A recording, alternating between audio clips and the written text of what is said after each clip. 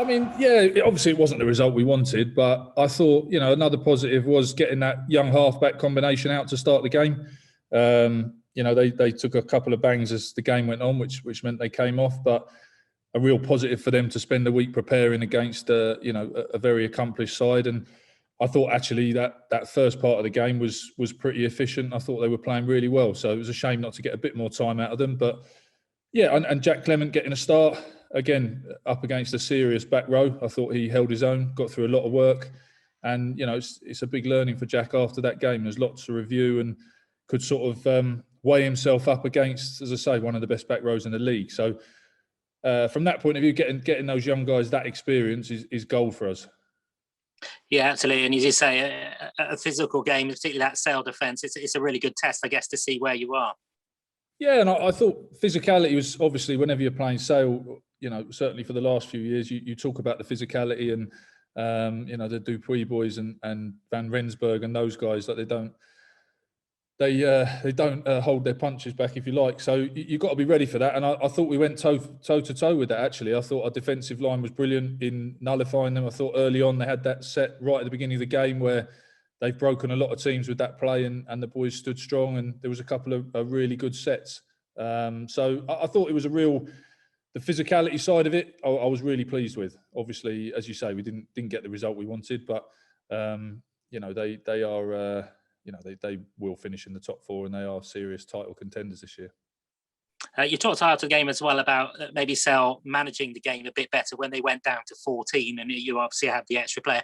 Is that something you can work on actually when there's periods of the game where something like that happens? It's just managing it better. Yeah, absolutely. And I think, we've been down to 14 men too many times this year ourselves, and we know the sort of game you have to steer yourself to.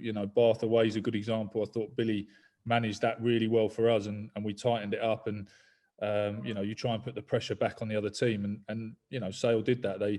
They mauled well off their line out, which we were disappointed with that aspect of the game, and they kicked the ball back, and we've been very honest this week. We didn't we dropped a few high balls. We didn't get ourselves out of those pressure situations, and we made life pretty easy for Sale, really. Like I say, I give credit to them, like Faf de Klerk and those boys. They made the things happen, but there was probably some easy fixes for us where we didn't mop it up, and when we did, we were probably a little bit focused on trying to exploit where the man wasn't, rather than doing the simple bits first and letting that exploit itself. So next up, obviously Newcastle, the Kings. What are you expecting from them? I think Newcastle, they've had a good season so far. They're dogged. They're a very good, tight unit. Obviously early on they got a lot of good results, and for that first half against Bristol, I thought they were really competitive. So it was a good game when we went down there. It was it was feisty, and you had two teams who were working really hard against each other. So I don't think it's necessarily complicated the way Newcastle do things, but they're very, very efficient at what they do, and I think they maximise their strength. And you can see that group who's been together a good while, how tight they are. And you mentioned there they got off to a quick start, didn't they, against Bristol before succumbing, but maybe stopping them getting off to a good start at the weekend.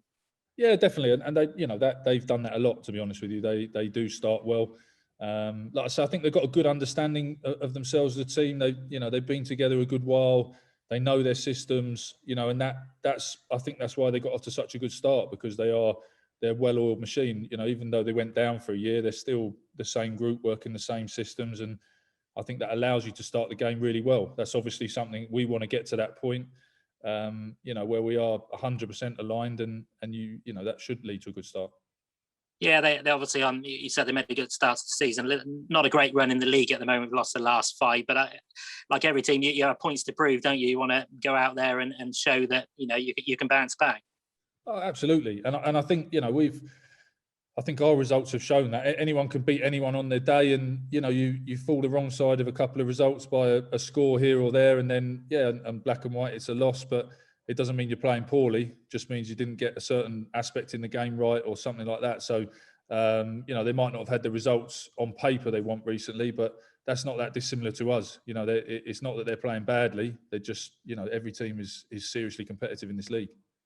Yeah, and they're only one place above you. Is that a little bit of an incentive, just an opportunity to claw back a bit of ground on them?